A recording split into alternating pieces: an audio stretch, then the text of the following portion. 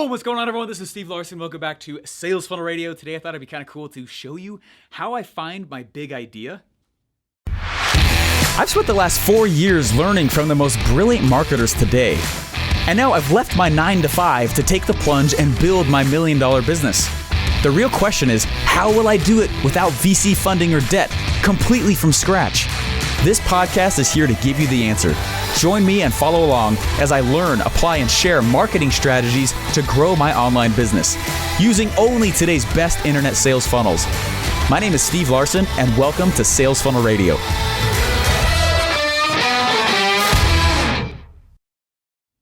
What's up, my friends? Hey, we're actually going to cut over to a Facebook Live I did here in a little bit. A few of these episodes moving forward will be that. Part of the benefit I like of doing it in front of live audiences is that I can see the reactions of others and make sure I'm developing and delivering value. So we're going to cut over there just a little bit, but one of the most frequent questions I asked myself at the beginning of trying to build something is probably likely the same one that you've struggled with if you are not actively selling yet. What do I sell, right? And you're trying to figure out also what is the idea that you're going to go out and jump out after. So this is actually kind of a cool live because somebody asked that question and I ended up, I taught like a solid 20-30 minute thing, just walking through what it is and some things to think about while you're thinking about what should you sell. And since, it's interesting because I was already publishing as I started coming up with my big idea, right? I'd already been publishing for a while. I think some of the power of what you're about to see is you're going to see things that I went through as I was going through them and realizing, oh my gosh, I should go try and be the offer guy, right? So I think that's the power of this. So we're actually going to cut over there right now, and I hope you guys enjoy this. If you are struggling at all, or if you're trying to get validation on what it is that you're going and trying to sell, this could be a very powerful episode for you guys. Please take notes and let me know, if you could, please let me know how you guys are enjoying this show. If you guys go to sfrreview.com, as in Sales Funnel Radio Review, sfrreview.com, that actually would be very, very helpful, and I would love to know what it is, the biggest thing that you guys are that you guys have enjoyed. I like to go through and check out and those platforms. One of the things we're starting to do is I like to look at and to see who's leaving cool reviews, and then I will go do extra fun little cool things for you as well. Scratch my back, I scratch yours, right? So if you guys go to sfrreview.com, leave an honest review on how you think this show's been going, how you think I've been doing. I'd love to hear that. Let's cut over though, and let's spot check your big idea. What's up, my friends? Nice. How do you find your one thing for the webinar? It's a great question, Daniel. So when it comes to webinars, you have to understand it's not actually how I just create the one thing for just the webinar. It's actually the one thing that represents the core of the entire business. Okay, the entire business. So when I'm creating a blue ocean, right? I'm the category king of two different oceans right now. One was accidental, one's totally on purpose. But the thing that causes that blue ocean is an idea more than a product. Okay, the product just fulfills on the idea, but the thing that really inflates it for the first time, that blue ocean, because the blue ocean doesn't exist, right? It doesn't exist. And too many times, this is what happens. People stand up and they'll be like, I got this brand new product. Where am I going to go sell it? And if you can imagine yourself on an island and you're waking up one day for an island. Yeah, and I wake up and I've got knickknacks and trinkets that I sell, right? And I wake up and I put all my knickknacks and my trinkets inside of this cart. And I get out of my hut. I live on this island. Where am I going to push my cart to go sell my goods? Where all the people already are, right? Just because my product is new doesn't mean I go to a place that's new and deserted on the island to sell it. That's what most people do, though. Just because their product is new. No one's doing what I've done. They go to some obscure place on the island where nobody is. I'm over here because we're different, right? That's stupid. No, you take your new product and you push it to where everybody already is. That makes sense? So the whole purpose of it is a great question, Daniel. The purpose of it is to go in and whatever your product is, which is new, right? Especially with an offer, your products don't necessarily need to be that new, but your offer, right? That's the new thing, truly. You could have tons of stuff that people have already sold, right, as products, but then they're bundled together as an offer. And who do you go sell it to? Wherever there's the most foot traffic, okay? Back to the red ocean. The red ocean is the place that buys it, okay? Over time, though, your market changes, okay? Your market. Your marketplace is probably a better way to start saying that. Your marketplace changes from the red, where all the competition is, and you want that. Competition is very good. But then as you're progressing, your market changes, because what happens? You have a new offer, you have a new product, you have something that's brand new, something that's never existed, which is really awesome. You're selling it to an existing marketplace, but as people are buying it, you're pulling them with an idea over into a new blue ocean, right? The new vehicle is more, it's almost more of an idea than it is a product, okay? The product just fulfills on it, like I'm saying. So go in, when you start thinking about it, like, how can I create cool value, right? You solve a legitimate problem. And for those of you that are coming to OfferMind, which I hope you guys are, this is the stuff I talk about with pictures and drawings and formulas and maps and all this stuff. Someone asked, like, Steven, where are all these formulas you were forever talking about? They're at OfferMind, okay? They're just why I'm dropping it out there. So anyway, like, come to OfferMind, because that's the stuff that we talk about and we teach in there, is like, here's what you look for in a red ocean. Here's how you know what your ocean even is. Here's what an ocean is, period, a market. By the way, here's the things to look for. Here's how you create the new offer for it. Here's how you launch it back to that red ocean, right? It's very granular. I appreciate teaching, like, theory's cool. I love teaching mindset stuff. That's really my main role with the One Funnel Way Challenge. But at the heart of it, I think some of that stuff gets fluffy, right? I want formulas. I want patterns. I want maps. That's the stuff. I want blueprints. That's the stuff that I get motivated over. And so what you do is you go in and you see what this red ocean is suffering from already. This is very key, my friends, because many copywriting courses that are out there say, at the beginning of your copy, what you're going to do is you're going to create the problem so then you can bring in the solution, right? Many infomercials are created that way. And you're like, crap, that is a problem, right? And I'm not saying it doesn't work, but what I'd rather do is find a group of people who already have a problem. I don't have to create the problem. And I'm just going to go in and I'm going to solve a legitimate problem in a highly competitive red ocean, which means a lot of people are having it. Okay, I'm going to solve it with an idea, and my product will be blue, but I will sell it to the red. Over time, though, my market changes. And as people start to buy it and they're getting siphoned off over into this blue ocean, suddenly, what's easier, to sell people who you've never sold before, or is it easier to sell people who are already a customer of yours? Second money's always easier than first money. So I'm going to go in and as people are leaving the red and they're coming over to the blue, you start getting a little pocket of people over here who are your current buyers. Ooh, oh, my friends, therein lies power, power, power. Okay, it's a super good book. I got 2 new bookshelves. We've got stacks of books still all over. I think I dropped another $500 on books coming. I'm a geek, man. I'm a geek, but geeks get paid, so whatever. I can't find the book now. I'm looking for it. I think it's on the other shelf.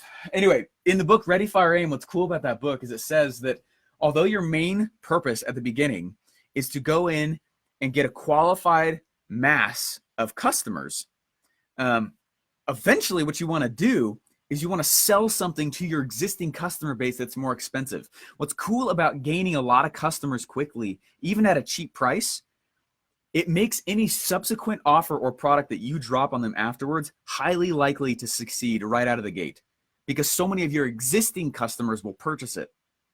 Does that make sense? So understand this concept, okay? That this red ocean, so Daniel, the answer to this question here is a little bit longer than you might be thinking, but like, how do I come up with my one main thing? What it really is, the one main idea, I don't come up with it. And I think that's something that's tripped me up for a long time. Don't come up with it. Go to a highly, insanely competitive red ocean, something that was exactly the opposite that I was taught in college. Go to one of those, figure out the problems that they are already having, and then I rank them.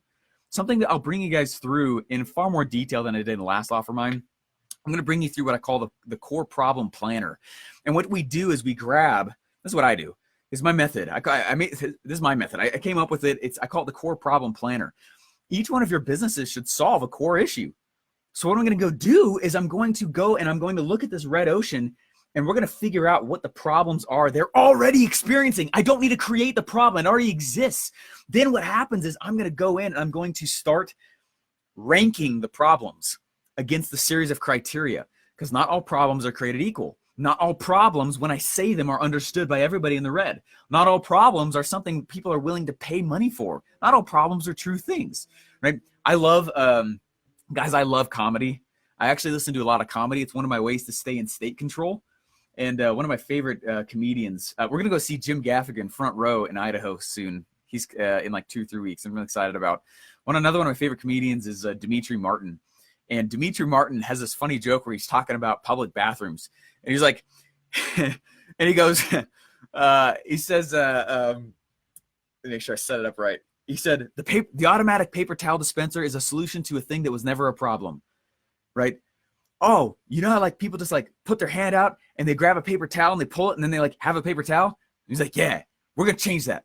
Why? Well, we thought it'd be fun if people act like they're magicians and then have to conjure the paper towel out of the sensor. We're going to like make it all complicated with lasers and crap. That sounds stupid. No, we're going to stop there. Toilets? You know, like you can like sit there and like you stand up, you turn around, you flush. Yeah, we're gonna change that all too. We're gonna make it so when you move like a millimeter, you got a typhoon that explodes beneath your butt. But it's true, right? And it's like it's a funny. I love that skit. But what's funny about that is he's right. If you watch Shark Tank, I love watching Shark Tank, not because I believe in VC funding. I like seeing the ideas people come up with. But lots of times people come up with these ideas that they came up with. That's wrong. It shouldn't come from you, right? And so what I'm going to go do is like, I want to bring you all through the core problem planner where you take problems that they're already experiencing and then you rank them. You rank them according to several things. How easily can I talk about the product and people understand, or I'm sorry, how easy can I talk about the problem, not the product, the problem? You lead with the problem, not the solution. These are all opposites of things I was taught in college that have made the difference for me. And so that's, when it comes down to it, like, it's a good question, Daniel. I don't come up with the main idea. I don't come up with it. It shouldn't come from me. I'm not the one filling my own wallet. I'm not the one who's going to be paying for this thing, right? What I do is I go into the red ocean and rank out all the different core problems that people are having. I'm sorry, rank out the problems, and I start looking through it. And based on a bunch of criteria, I find what I call the core problem.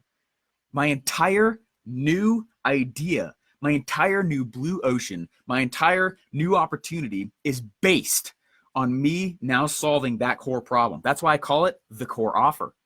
The core offer solves the core problem. That makes sense? I'm very methodical about the way I pull this stuff out. It's not just like, come up with something that's sweet. That's freaking risky. No, okay? I'm an entrepreneur and I'm okay with risk, but I want to be calculated. So the thing that I've come up with over the last like 2 or 3 years is how to go through and identify those things, rank them, create what I call the core offer. This is what my book is about, okay? I'm still writing it, obviously, but Offer Mind goes into this stuff. It's just me. I'm going to teach this whole framework to you guys day 1. Day number 2, what I'm going to do is we got Russell coming in. Dana Derricks is coming in. I'm talking with Myron Golden, and it was a soft yes yesterday. We're trying to make sure dates are fine.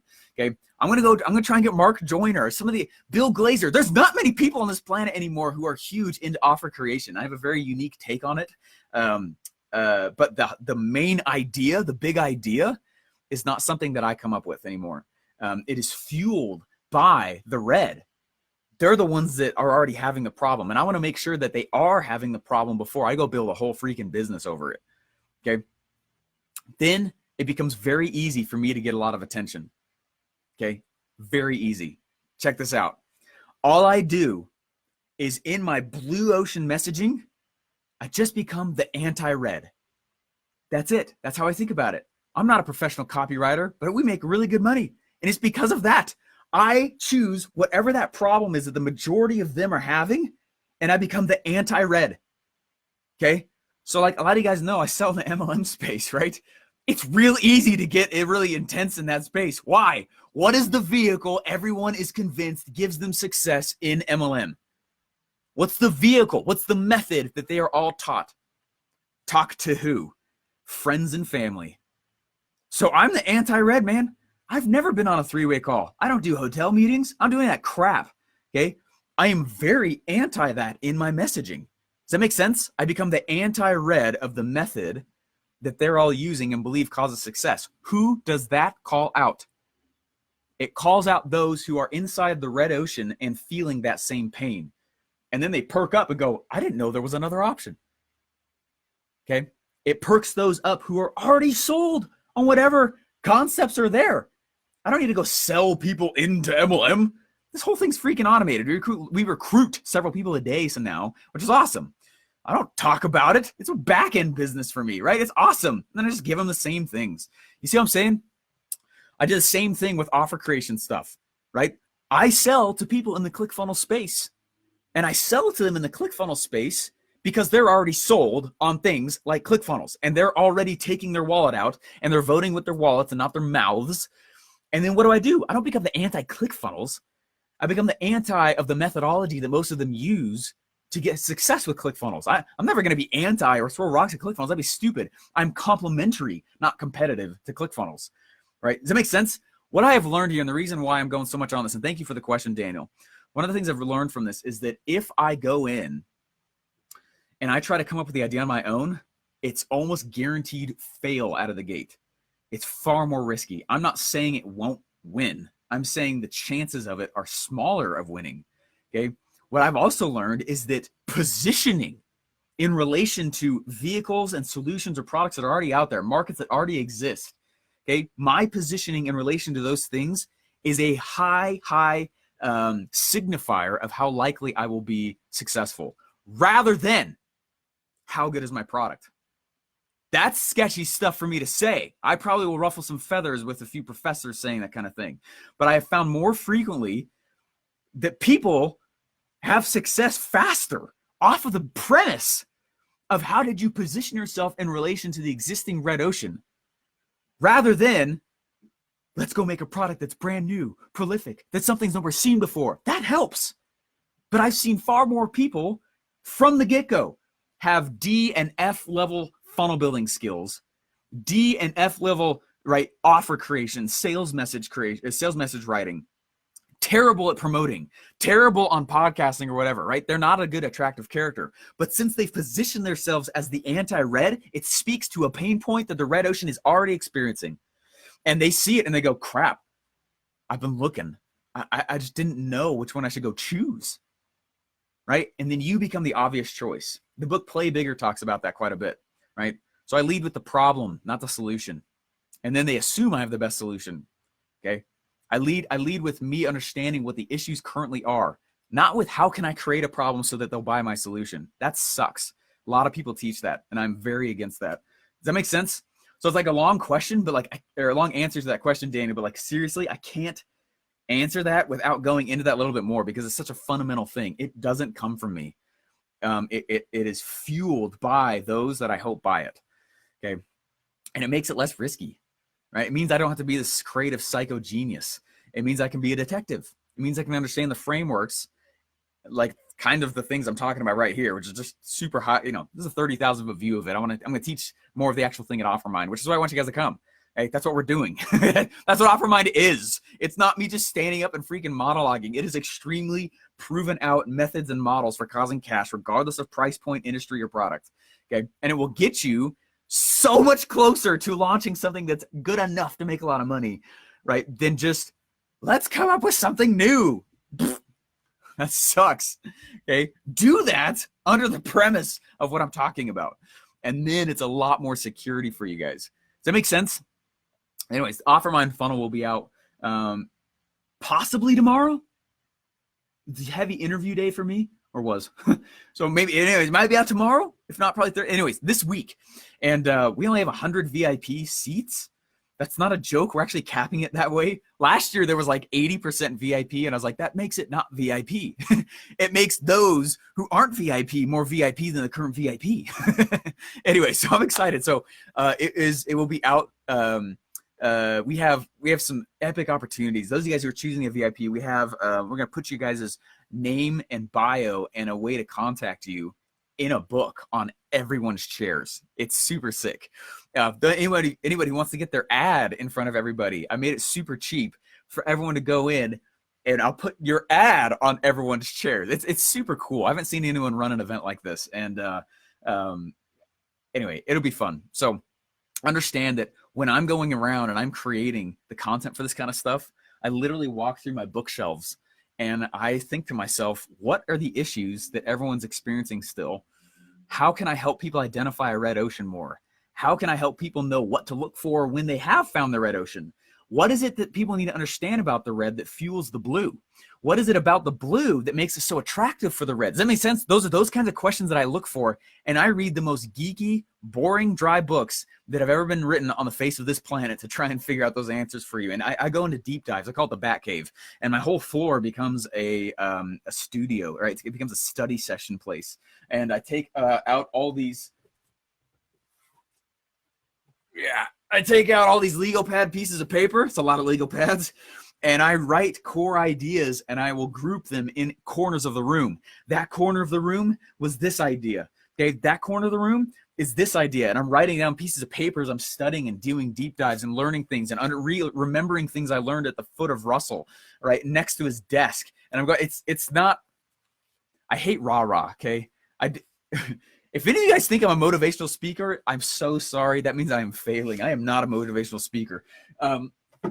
You might find it motivating, but I'm not a motivational speaker. What I like to go do, though, is dive into patterns, and that's kind of what my unique ability is. So it took me several years to find that out. When I was in elementary school, I had a hard time knowing what I was good at. Okay, and it was like an active conversation with my parents. Well, maybe you're kind of good at this, seriously. And it's kind of sad, but they're like, maybe you're good at this. Maybe you're good at that. You know what? It'd be really cool if you could go try this. And I was like, yeah, I'm not that good at that. Like, not that I had to be good in order to continue pursuing something, but the thing that I kept trying to figure out was what is it that I actually do? And some of you guys I know are struggling with that. So just know that the answer, it's coming. Stay in the pursuit of those things. And anyway, that's what OfferMind's about. And understanding the core idea, in my mind, Daniel, I didn't know you'd pull this out of me. Thank you so much. It cannot come from me. It can't, right? I am not the creator of the blue oceans that I run. I am the facilitator for the solution, right? I'm the facilitator. I'm the orchestrator. I'm like, I don't know how to play that instrument, but y'all want it. And I know someone who's probably good at fulfilling that. Boom. Why don't you come in here? Boom. Why don't you come in here? Okay. So that's way, way better. Okay. Hashtag beautiful mind. Yeah. Are y'all real? When is OfferMind for sale? We only have 1,000 seats. Okay. It's technically 1,038. Okay. 100 of that is VIP. I have a lot of guests coming as well. We have, if you guys saw the recordings at all from last time, they are freaking beautiful. Oh my gosh. We have, anyway, we got a lot of people coming, and I kind of expect that it's going to sell out kind of quick, especially because Russell's coming, which is awesome. And it was cool because I was able to go in and I was able to give a free ticket away with the first one funnel away challenge. I can't do that anymore. It costs a butt ton of money to run an event that big. Right. I don't, we're not like making money on, you understand? Like, it's not, anyway, just come, because I'm just going to do a massive dissertation with you guys. Someone said last year's OfferMind was amazing. I'm stoked to go again. I'm excited. I'm excited to have you guys. It'll be really, really cool. But the tickets are going to go quick. Is OfferMind an event? Yes, that's my event. That's my personal event. And I was tired of everyone calling things something con. Event con. I don't want to be offer con. Everyone's con. It's like, no, it's called OfferMind. Right? It's kind of like Mastermind, but with an offer. That's why I made that. And it was originally supposed to be 40 people per event. And then everyone loved my offers. And now it's a 1,000-person event. Let's see. Nice. Live events can change lives. Yeah. So excited for OfferMind. Hey, Justin Stevens, great show, by the way. Hey, I agree with that. I don't know why. And for some, I got to be honest with you guys. I used to make fun of live events a little bit. Be like, oh, they just want money, or they just get in like this rah-rah state and crap like that. And so I was a little bit of a skeptic. And then I went to some, and I was like, that is actually, it's like I took 2 semesters of college, what I learned in that time period, and forced it into 2 days. I feel like it's actually how you take a year and force it into a day or two of what it would take in you a lot of money and time and energy and effort. So anyway. Hey, thanks so much for listening. Please remember to rate and subscribe. Hey, I know this game could take a few tries to get the money flowing, especially the first time, right? And that can suck. I also know from experience how frustrating it can be to know your business is just a few tweaks away from your next big payday, but you don't know what tweaks to make. I felt completely paralyzed by that in the past, and it sucks. I've been blessed to work with thousands of new and successful businesses over the last 3 years, and two things have really shocked me. One, I began noticing the pattern to success is vastly the same, but everyone's spot on the path is obviously different. Secondly, I've been shocked and overwhelmed with the number of people asking for my help and my systems and funnels in their business. Well, until now, I've never had a system and product in my own business to help you build yours. And I'm finally able to be public about all this. If you'd like my help to build your offer, sales message, funnel, and even your content machine, go to myofferlab.com. The path to online and offline success is 80% the same, regardless of the product, price point, or industry. And it works if you're new or already a killer in business. You can get more details on how to get my personal attention and frameworks in your own business by going to myofferlab.com. In-person classes are limited to 60 people each, and frankly, I can only do about 2 of these a year. Get more details and even jump on the phone with us for free at myofferlab.com.